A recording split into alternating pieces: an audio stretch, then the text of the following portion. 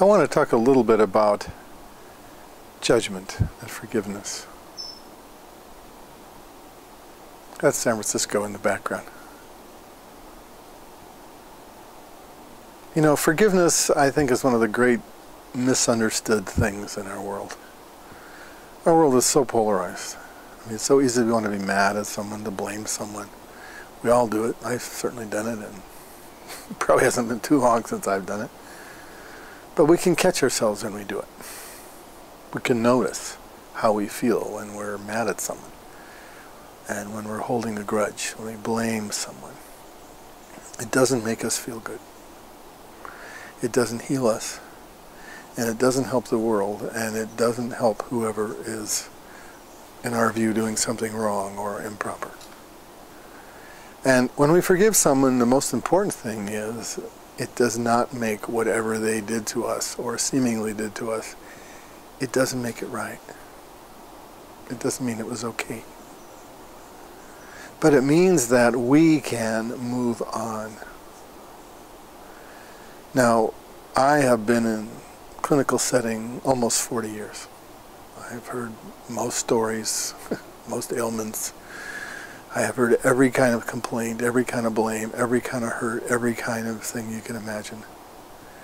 And what I realized some time ago, as many of you maybe have, is that every time we tell our story of woe, we get sick again.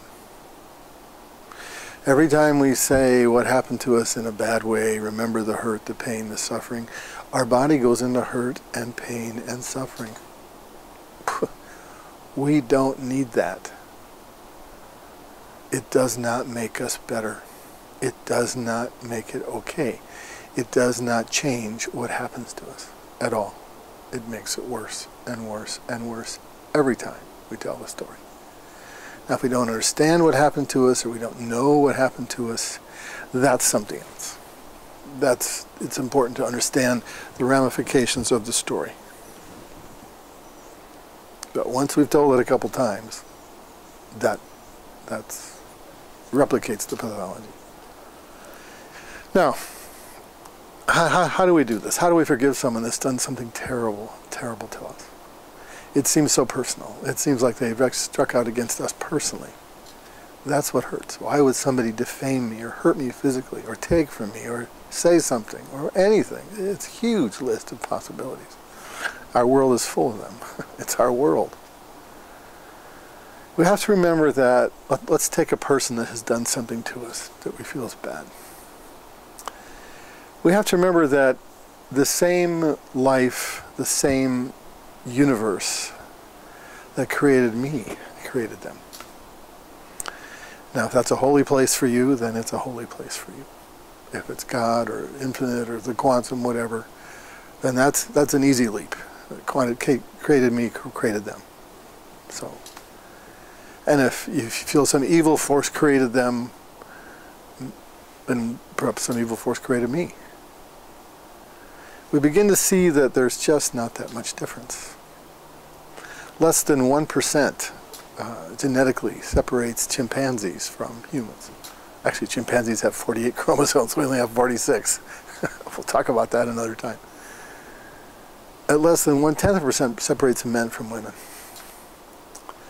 There just isn't so much different. We all eat, we all need to love, we all need to go to the bathroom, we all need to do something, we all get afraid, we breathe, pump our blood. We're similar. So if we remember that whatever caused this person to make this grievous error against us is really from their own pain. It's really from their own dysfunction, their own inability to see. And our not understanding that in real time is our inability to hold the big picture. And again, we all want to be out of suffering. We all want to be out of pain. Nobody wants to hurt or to feel abused. And when we forgive someone, it doesn't mean we allow them to do it again. It means we're very clear that that's not okay. We're not saying that. But we're saying at some point inside we realize that that person has a Buddha nature or a Christ consciousness. That person hurts and bleeds like we do, maybe even worse.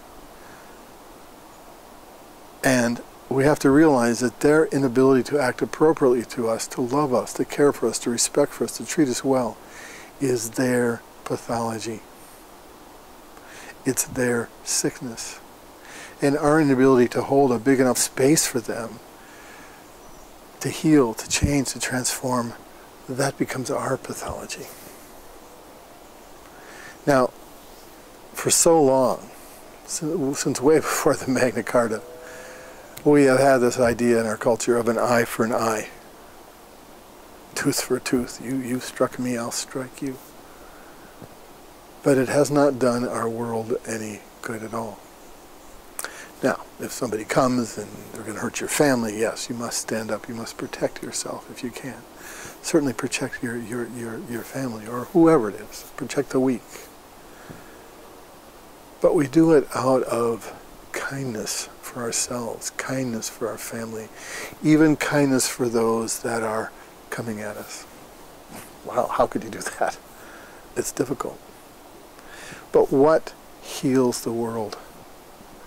What changes the nature of mankind?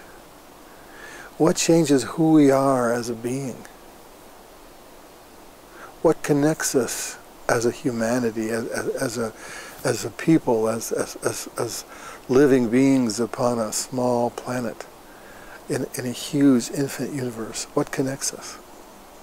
Forgiveness. Forgiveness connects us. And we'll talk more about the physiology of that in another part, probably part 2 of forgiveness. But the important thing is forgiveness is for us. Forgiveness allows us to heal and move beyond. There is no state of blame that does us any good. There is no state of hatred that does us any good. Doesn't serve us, certainly doesn't serve the world, doesn't serve our species, doesn't serve life anywhere. And again, we want to be really clear of having observational boundaries. If somebody's going to do something to us, hurt us, take from us, and so forth, well, it takes a whole other idea, but we want to have clear boundaries so that we see ahead of time what could happen. That's not about that. When I hold the space of somebody that's truly unsocialized, when I feel that they are a worthy being inside, even though their actions are terrible, that somewhere in them there's goodness. Somewhere in them there's a heart and a soul, even though it's terribly tormented, troubled, traumatized. You can think of many more words than I can probably. We remember that. And we don't hate them. We don't blame the being.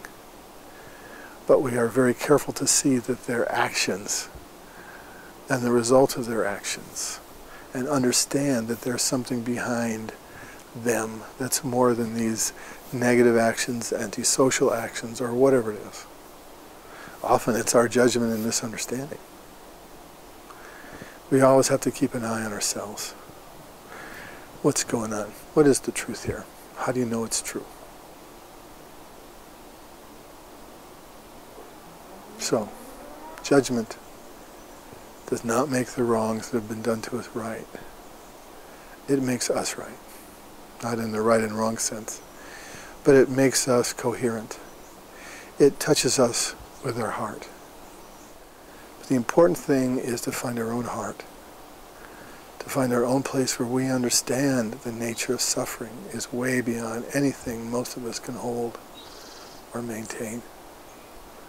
That we all have to support each other and hold a big, beautiful, sacred space and forgive each other and hold a deeper and wider awareness for each other.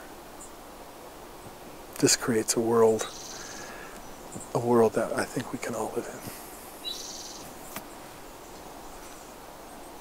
Thank you.